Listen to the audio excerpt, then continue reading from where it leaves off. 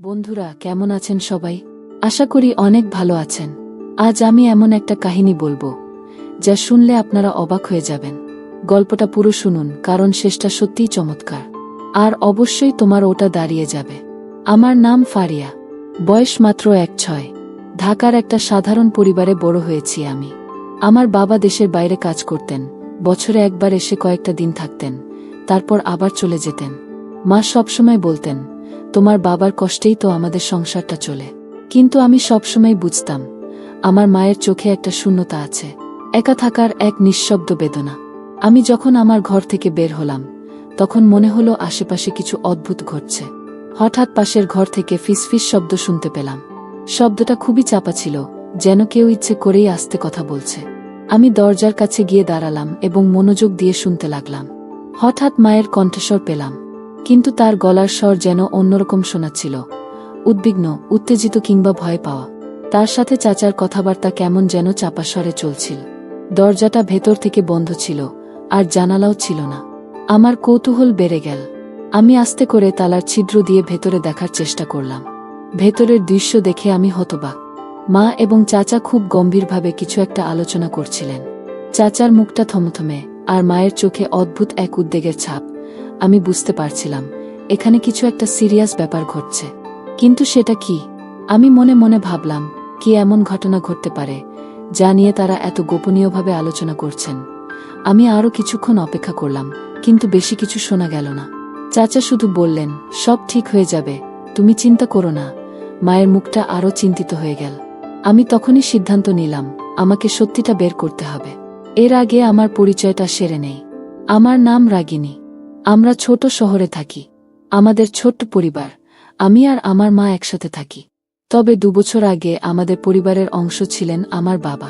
একটি মর্মান্তিক গাড়ি দুর্ঘটনায় বাবা আমাদের ছেড়ে চলে যান। বাবার মৃত্যুর খবর শুনে তার খুব ঘনিষ্ঠ বন্ধু মনোজ চাচা আমাদের দেখতে আসেন। কিছুদিন আমাদের সঙ্গে থেকেও যান। তবে জরুরি কাজের কারণে তাকে ফিরে যেতে হয়। যাওয়ার আগে তিনি প্রতিশ্রুতি দিয়েছিলেন, তিনি সবসময় আমাদের পাশে থাকবেন। বাবার মৃত্যুর পর মনোজ চাচাই আমাদের পরিবারের একমাত্র অভিভাবকের মতো হয়ে ওঠেন। ছোটবেলা থেকেই তিনি আমাদের বাড়িতে আসতেন।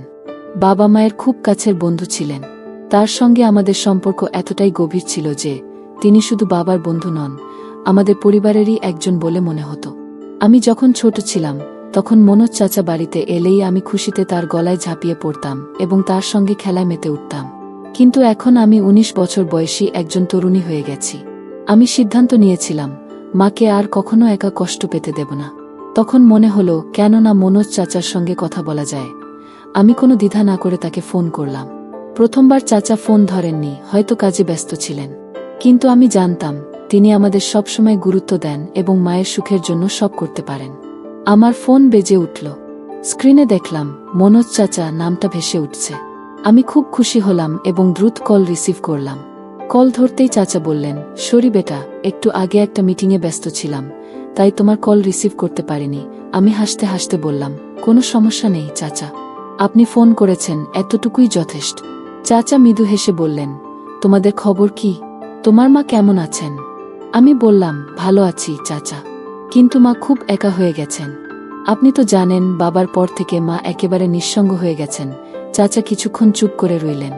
তারপর বললেন, আমি বুঝতে পারছি রাগিনী, আমি কথা দিচ্ছি, এবার থেকে তোমাদের একা থাকতে হবে না। আমি সবসময় তোমাদের পাশে থাকব।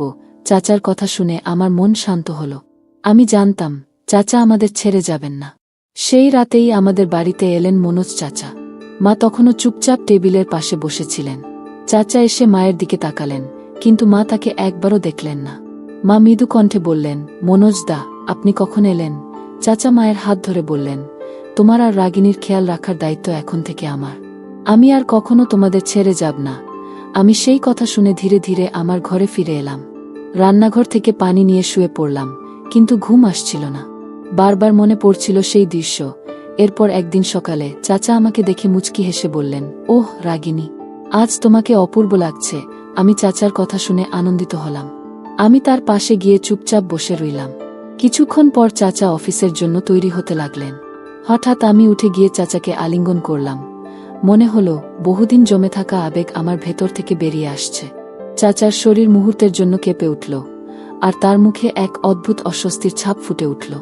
সেই ছাপটা যেন মনের গভীরে লুকানো কোনো দুঃখ কিংবা অপরাধবোধের প্রকাশ ছিল। আমার চোখ ভিজে উঠেছিল, যেন আমি আমার ভালোবাসা আর মনের কষ্ট তাকে জানিয়ে দিতে চাইছিলাম। মা খালি চেয়ে বসে আছেন, ফোনটা হাতে, বারবার স্ক্রিনের দিকে তাকাচ্ছেন। বাবা যতদিন না থাকতেন, আমাদের বাসায় মাঝে মাঝেই একজন আসতেন, আমার চাচা, রিজভি চাচা, বাবার ছোট ভাই।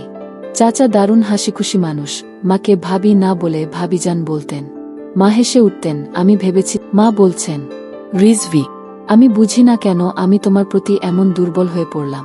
এটা পাপ, আমি জানি, কিন্তু আমি আর একা থাকতে পারছি না। আমার শরীর ঠান্ডা হয়ে যায়। মা কি করছে? এটা কি ভালোবাসা নাকি দুর্বলতা? মা, আমি সব জানি, আপনিও চাচা, এটা ঠিক না। বাবা তো আছেন, আপনি কি ভুলে গেছেন? বাবা, তিনি কি সত্যিই আছেন ফারিয়া? 7 বছর ধরে তিনি আমাদের সাথে কি আচরণ করছেন দেখো। ফোন করলে ঝগড়া, টাকা পাঠান দেরিতে, আর শুধু সন্দেহ করেন। আমি এই ঘরে বন্দী হয়ে গিয়েছিলাম। রিজভি শুধু একটু কথা বলেছিল, আমি দুর্বল হয়ে পড়েছিলাম। আমি মার চোখে পানি দেখি। প্রথমবার বুঝি সব মানুষ দোষ করে, কিন্তু কেউই দানব নয়। চাচা নিজেই আমাদের বাড়িতে আর আসা বন্ধ করে দেন। মা নিজে থেকেই বাবাকে কল করেন, সব সত্যি বলেন। বাবা প্রথমে ভেঙে পড়েন, কিন্তু মায়ের কান্না, অনুতাপ আর আমার অনুরোধে তারা আবার একসাথে বসেন। আজ 1 বছর হয়ে গেছে, আমাদের পরিবারে আবার আলো এসেছে। মা এখন নিজের ভুল থেকে শিখে আমাকে শেখান, বুকের ভেতরের শূন্যতা কখনো অন্য কাউকে দিয়ে ভরতে নেই, নিজের মনকে শক্ত করতে হয়। বন্ধুরা, এই গল্পটি যদি আপনাদের ভালো লেগে থাকে, তাহলে দয়া করে ভিডিওটি লাইক করুন এবং আমাদের চ্যানেলটি সাবস্ক্রাইব করুন। পাশের বেল আইকনটি প্রেস করুন, যাতে আমাদের নতুন গল্পের নোটিফিকেশন সবার আগে আপনার কাছে পৌঁছে যায়। ধন্যবাদ। দেখা হবে পরবর্তী ভিডিওতে।